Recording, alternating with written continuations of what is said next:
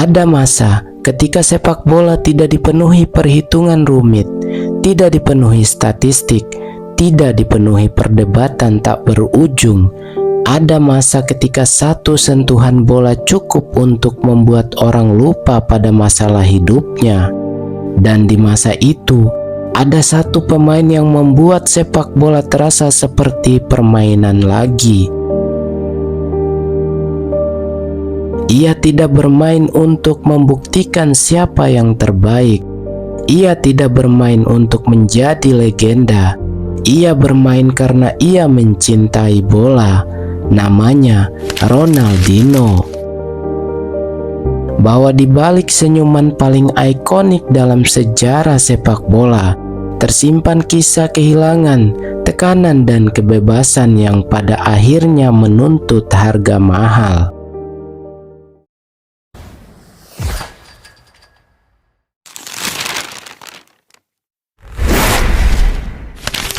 Anak kecil dari Porto Alegre.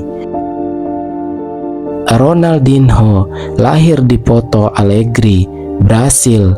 Lingkungan sederhana, rumah kecil, kehidupan yang keras. Ayahnya Joao adalah mantan pemain amatir, orang pertama yang mengenalkan Ronaldinho pada bola.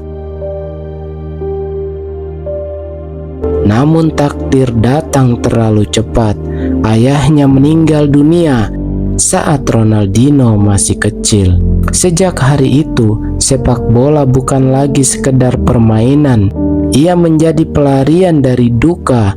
Ia menjadi bahasa untuk mengekspresikan rasa sakit. Di jalan sempit Brasil, Ronaldinho belajar satu hal penting. Jika ingin bertahan, kamu harus membuat lawan kehilangan keseimbangan dan tersenyum. Di sanalah lahir dribble-dribble mustahil itu. Bakat Ronaldinho terlalu besar untuk disembunyikan lama. Gremio menjadi panggung awalnya, namun Eropa segera melirik. PSG menjadi langkah pertama. Tapi Eropa bukan tempat yang ramah bagi pemain sebebas Ronaldinho. Ia tidak cocok dengan sistem kaku. Ia bermain dengan naluri, dengan kebebasan. Dunia benar-benar terdiam pada Piala Dunia 2002. Gol lob ke gawang Inggris tanpa ragu, tanpa rasa takut. Saat itu dunia sadar ini bukan pemain biasa. Ini adalah seniman. Brasil juara dan Ronaldinho menjadi simbol kebebasan sepak bola. Barcelona, era kebahagiaan.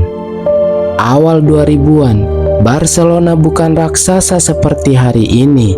Prestasi menurun, tekanan internal, kepercayaan diri runtuh, Camp Nou kehilangan nyawa. Barcelona tidak hanya butuh pemain hebat, mereka butuh harapan. Tahun 2003, datanglah Ronaldinho. Barcelona saat itu terluka, kehilangan identitas, kehilangan jiwa. Ronaldinho tidak datang membawa janji, ia datang membawa senyum. Setiap sentuhan bolanya adalah hiburan. Elastiko, dribble tanpa logika. Ia membuat lawan terlihat kalah tanpa pernah merendahkan. Malam paling ikonik datang di Santiago Bernabeu.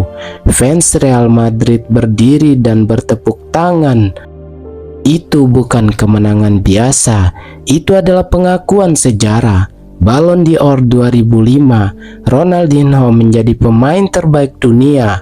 Namun yang lebih penting, ia membuat sepak bola kembali dicintai. Kebebasan yang memiliki harga, namun kebebasan selalu memiliki harga. Ronaldinho mencintai hidup, musik, pesta, malam panjang. Bukan karena Ronaldinho kehilangan bakat dan bukan karena cedera besar. Karirnya runtuh karena pilihan hidup. Saat sepak bola menuntut konsisten, kebebasan justru menjadi masalah. Sepak bola berubah, lebih cepat, lebih disiplin, lebih keras. Ronaldinho tetap bermain dengan gaya lama di dunia yang sudah berbeda. Bagi Ronaldinho, disiplin terasa seperti penjara, namun sepak bola modern tidak memberikan ruang bagi jenius tanpa struktur. Ronaldinho hidup untuk hari ini, untuk senyum dan momen, sementara sepak bola modern hidup untuk masa depan, dan disitulah karirnya perlahan runtuh.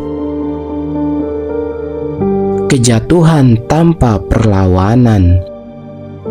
AC Milan, Flamengo, Atletico Mineiro, ia tidak lagi berada di puncak dunia, namun stadion tetap penuh. Orang datang bukan untuk hasil, tapi untuk satu momen ajaib.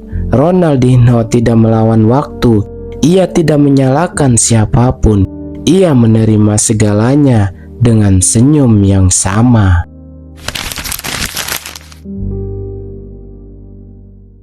Ronaldinho tidak dikenang sebagai pemain paling disiplin, bukan pencetak gol terbanyak, bukan peraih trofi terbanyak.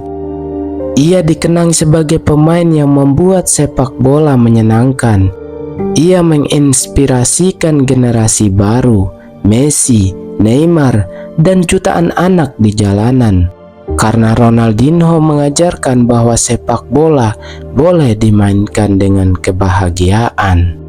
Suatu hari, saat orang bertanya, kenapa sepak bola dulu begitu dicintai? Jawabannya sederhana, karena pernah ada seorang pria yang bermain sambil tersenyum dan membuat dunia ikut tersenyum bersamanya, namanya Ronaldinho. Menurut kamu, apakah Ronaldinho pemain paling menghibur dalam sejarah sepak bola? Tulis di kolom komentarnya.